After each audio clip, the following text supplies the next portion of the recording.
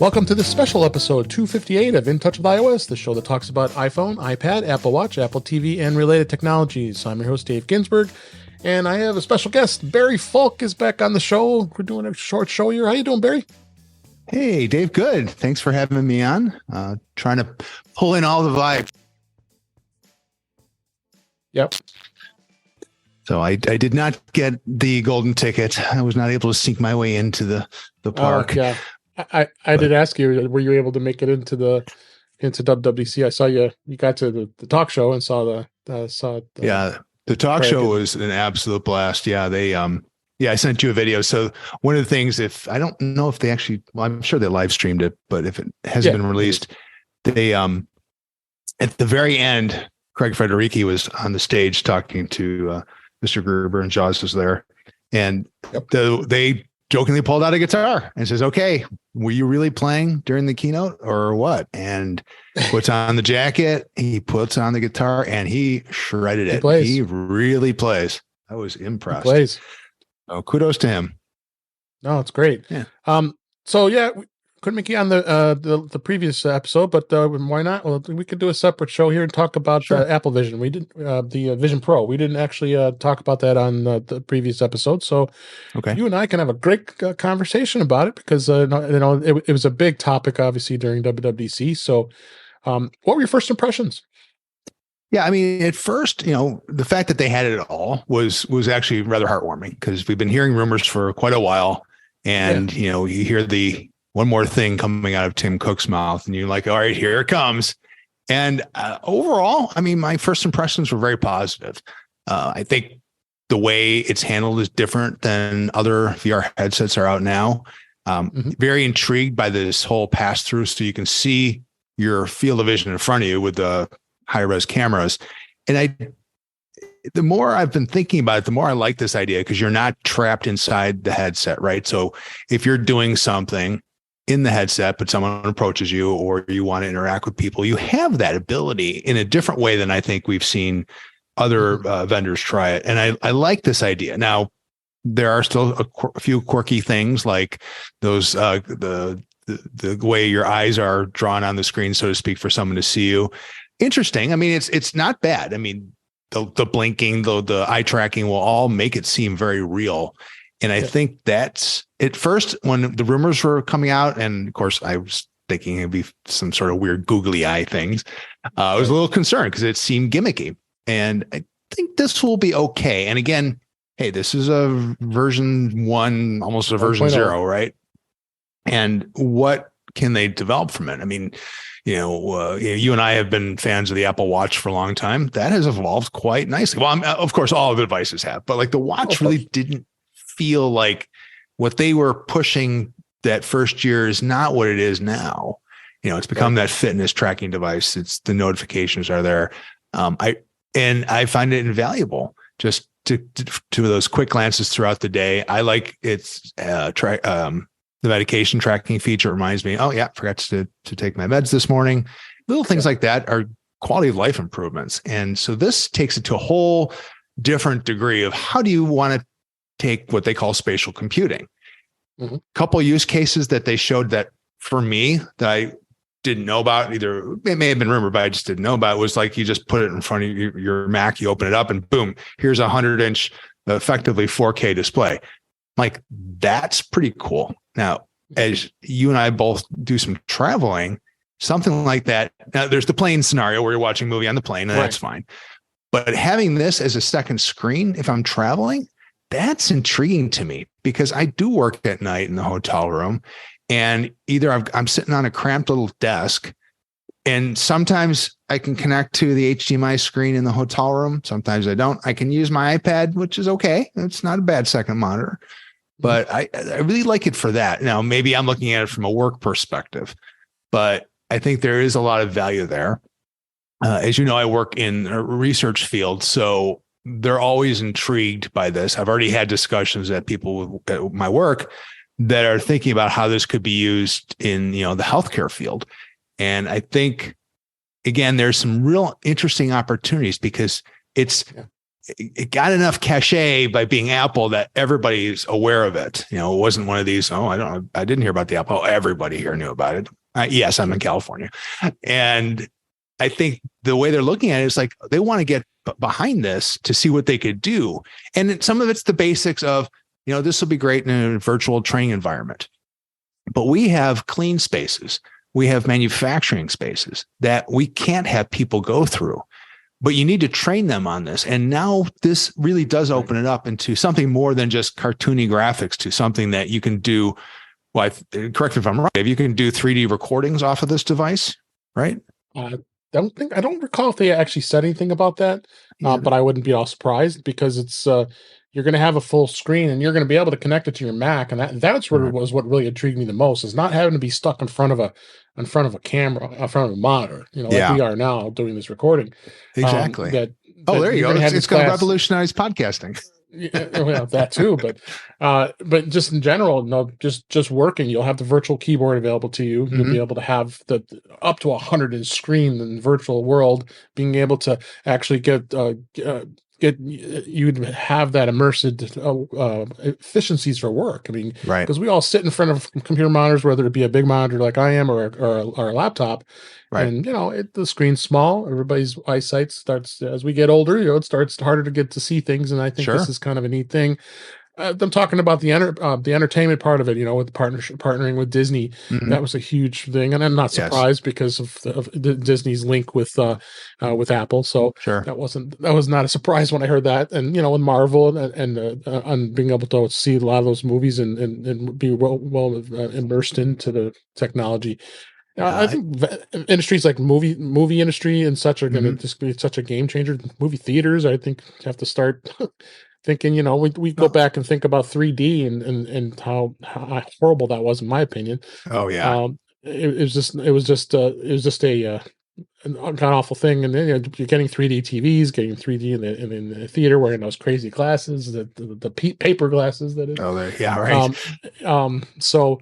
But I think the design itself is amazing. Just having all the incredible amount of cameras that are surrounding it, and the tech is crazy amazing. Yeah. And I knew you'd be the first one in line to buy one as soon as it. I'm not going to pretend that I'm not. I've got 8 months or so to save up for this. Yeah. I will admit, also sticker shock when they announced the $34.99 price, because I think all of us did. Yeah, that the rumors of 3,000. I'm like, that felt like a leak. And I'm like, all right, I could see it being $2,000 to $2,500. And I wouldn't be surprised if that price becomes realistic with perhaps a Vision SE or some other version of this. But for the Pro model, I get it. And I think Apple's well positioned. They're not going anywhere anytime soon. So they can iterate year after year after year and see what those use cases are. And I'm sure there's going to be a ton of feedback from the developer community, which everybody that we've seen out here. And, again, whether it was during John Gruber's talk show or just talking to some of the people in the audience beforehand and after, I mean, the buzz, it's a stacked audience in that respect, but it really, people were excited to see what it can do. And because it wasn't just the typical, okay, you put on the headset, you're playing with other dinosaurs and great. And then you get motion sick. And then, this is really different. And I think, is it transformed the years ago? Not yet, but I think this one's got some really long legs onto it. If you really look into the future of where computing will go, this is, a step into that future of not being connected to a traditional computer and having the augmented reality, and technology will improve, right? We all know batteries will eventually get better. The lighter weight materials will eventually come in. That's just why they're using glass and metal where most of the other headsets are plastic. And I get it, right? You want something that's lightweight, but from the reviews I've seen, it's relatively comfortable even after an hour or so. Yes, there is a point you're going to get some fatigue. But I think that comes with everything. So I think. For a version 1 device, this is truly exciting, and I'm like, well, when can I get mine? Here's my. He's got his glasses on. The other cool thing too is Jeff Gammon has said this when we talked about it last during actually when we were on for Mac Guys Only during the reaction time episode Mhm. that the fact that oh my god, this is going to smash my glasses because I wear glasses, and how am I going to do this? Well, they're going to have those lenses that you're actually going to be able to Right. get, and it's actually going to it's going to be able to actually put little lenses in there for you, and then you don't need to wear your glasses and still Yeah. have a good experience. So I think Apple was thinking really outside the box when it came to adapting this to everybody.